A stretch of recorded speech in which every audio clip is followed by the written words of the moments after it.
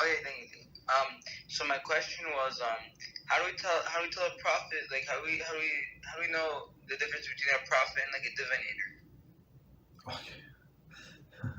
So the question what is the difference between a prophet and diviner? So diviner is some like No. My question was, how do we tell the difference? Like, how do we know one's a prophet and one's a... Yeah. So what is the difference between a true prophet and somebody is a novi sheker that they call it. Novi sheker, it's like false prophet. So somebody who says something and it does not come true. So all of these diviners, they use some devices, right? So they would loosen a glass ball, look at a glass ball. They use some spices, this and that. So basically, they got their knowledge from some third party, or they would yidonich, like what they would do. They put the bone of the dead animal into their mouth, and the voice is going to come from there. Or I think the bone from a chicken under his armpit, and the voice is going to come from armpit. So all of this, of course, these diviners, right? So these people, for sure, they use magic, they use black magic, all of this crazy stuff. So for sure, they're not prophet. Prophet is someone, so like goes like again, like on what HaShem said. That's it. So on what HaShem said, and he gives prophecy that this happened, and we verify. I don't remember. Maybe 2 times he has to give prophecy, and that's it. So diviners, they clearly use something else to get information. It's not from HaShem.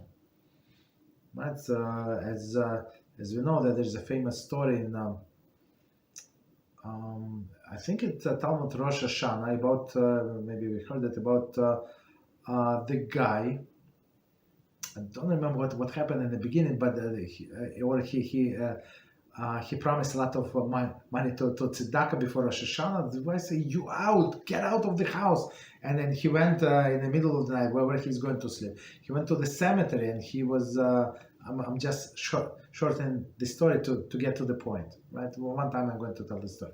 So he went to the cemetery, right, to sleep on the night of Rosh Hashanah, and he heard the spirits of the deceased, right? They say the two young ladies, they were buried next to each other, and one said to another, "Let's go fly into the heaven and listen what it says behind the curtain." Whatever curtain means, okay. So and then actually they heard what the judgment is going to be for this year, and then they brought the judgment back. So basically, this guy, right? So he got the prediction. It was about crops that you don't sow it this time, but after that time because it were going to be drought or too much rain, whatever the story was. You understand? So basically, you can get information from here as well, right? So, but of course, it's not he's not a prophet. So, and all of the details about prophecy and how to get it, all of the details is in Rambam, Hilchas Yisudei Torah. Don't remember which chapter, but it's simple to find. It's one. I don't think that there are many chapters. One of the chapters is dedicated to all of the prophecy, like with all of the details, with all of the examples. You can get there.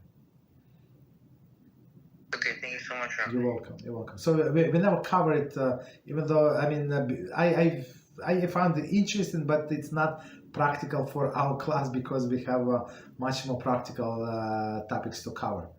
Right. So for example, I want to cover in this class topic of tzedakah, right, with all of the details. I want to cover also the halachah of money, right? There is also not so simple. How do you handle the money, right? All of these interpersonal relationships, very important. Okay, so these prophets is it's very interesting, but we're not going to cover until we cover all of the more important topics. Okay, go ahead. And then, who was it? Yeah, go ahead, please. Go ahead. Yes, Rabbi. I was going to say what you said beforehand. It sounds like the prophets were allowed to change the halachah because Hashem wanted his kids to do tshuva. So it sounds like, I don't know if I'm Yes, yeah. It was understanding it one correctly. time. No, you're right. I apologize. So it was one time to prove a point, and some commentaries actually said that Eliyahu did not ask Hashem's permission, right? So it's not so clear that Hashem was involved in a decision-making process to do this sacrifice. So, but Eliyahu, under such a pressure, but the whole nation, as he said, there is not even, like he said, I don't remember the language. There are only 7,000 people, the whole nation, that did not bow to the idols. That's it. You understand? That's very, very set of. The very, very, very sad situation. Meaning that all other people bow to the idols. So he had do something drastically, shock everybody. So that's why he decided to do that. Okay, and Hashem went along. I mean, when tzaddik wants to do something, Hashem always helps. He always covers. Yeah, go ahead. Also, I have another question with regards to. Also, it says, I think it's chapter 9, halacha 5. I think it's the last halacha in that chapter. I think it's 5. Okay. Where it says that if a prophet tries to deem halacha through prophecy, he's deemed also a false prophet. Exactly. So we don't learn halacha from prophets. We learn halacha from rabbis. Because why? So that's many stories from the Talmud, and one I think Rabbi Meir was arguing with his Chachamim, and he said, if halacha according to me, the tree is going to jump, with all of these roots are going to jump 50 feet from here. And guess what happened? The tree jumped. He said, they said, no, we're not going to accept your decision.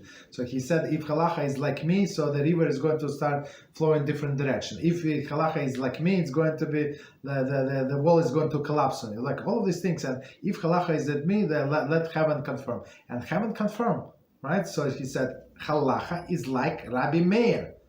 And you know what rabbis said? No. Our rabbis argue with a bas kol, right? They say, well, they say no. After sometimes Hashem gave us halacha to decide here in this world. Period. We don't listen to halacha from the Shamayim. Opposite. Whatever we decide halacha here in this world is actually halacha upstairs. Well, they actually judge according to us. We don't judge according to them, since the Torah was given to us. You understand? So we cannot ask the prophet halacha. So we can ask them some decision if we do not know, whether to go to war or not to go to war, if there is no urim v'tumim, for example, right? That's it's not halacha.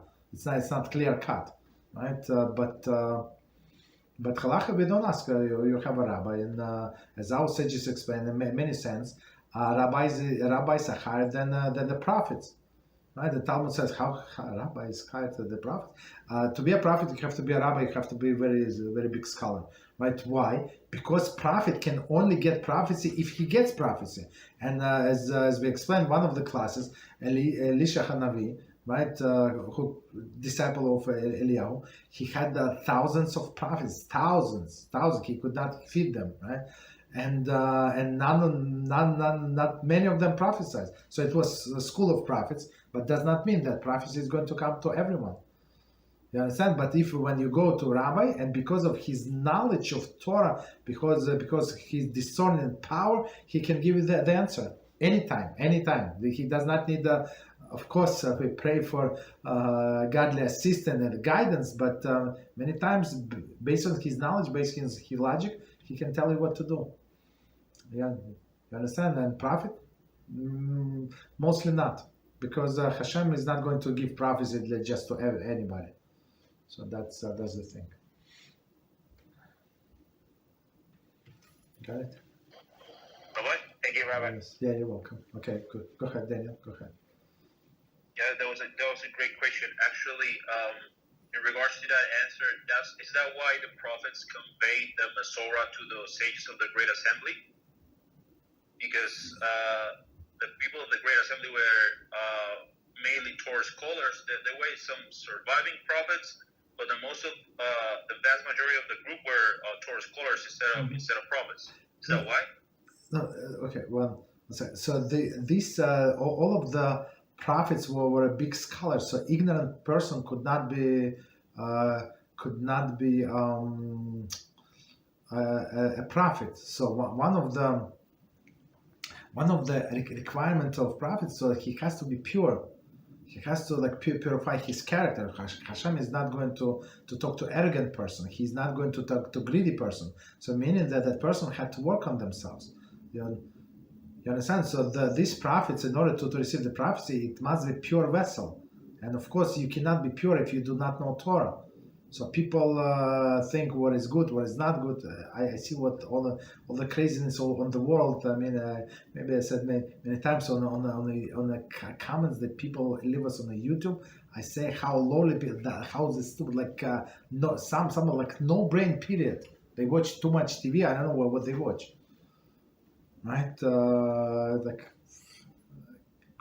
craziness. Rabbi. Just 1 second.